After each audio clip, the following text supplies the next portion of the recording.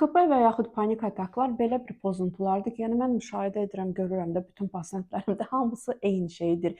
Yox deyirlər məsəl üçün Sevinç xanım, qoyun mən qurtulum bütün bu məsəl üçün də biri panik atakdır, biri OKP-dir, qurtulum bitsin, sonra mən hər bir işimi başlayacağam, yəni aktiv olacağam. Məsəl üçün adam var deyir ki, hə sürücülük vəsiqəsi almaq istəyirdim, bu OKP hardan gəldi, çıxdı, mən onunla məşğul olacaqdım. Yəni ertələyirlər. Deyir, o birisi deyir ki, iş yerimi dəyişdirəcəydim, yox qoy bitsin, qurtarsın OKP sonra ya panik ataklar.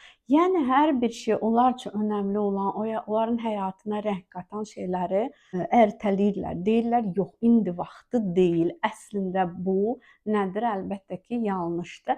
Paralel olaraq sən real həyatda nələr var ki, sən etmək istəyirsən, onları əksinə ertələməmi. Çünki sən ertələdikcə nə edirsən, sən gözündə bu pozuntunu çox böyütmüş olursan, çox həyatının mərkəzinə qoyursan. Yəni bütün diqqətin, enerjin, fikirlərin, zamanın əsas buna gedir ki, mən necə edəcəyəm, nə edəcəyəm. Hər bir şeyə ki, çoxlu diqqət ayırdın, vaxt ayırdın, zaman ayırdın, o gəlir sənin həyatına hələ bir oturmuş olur.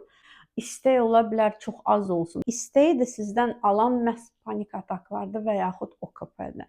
Düzdürmü? Yəni onlara inad, onlara tərslik göstərərək yox, mən həyatımla, mən öz istəklərimlə, bircə bu OKP-yə görə, bircə bu panik ataklara görə niyə vazgeçməliyəm?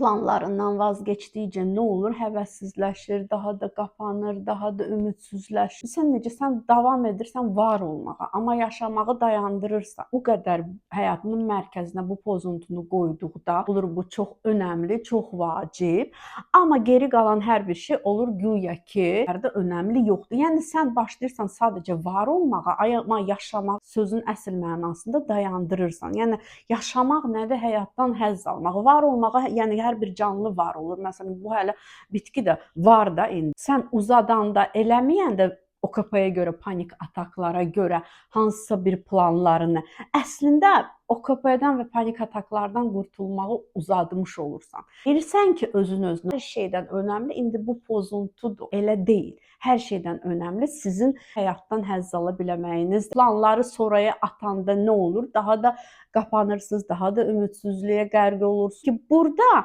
neqativ hisslər daha da çoxalır. Planlarını reallaşdırmağa davam edəndə özgüvən yaranır, özgüvən çoxalır, özdəyər çoxalır.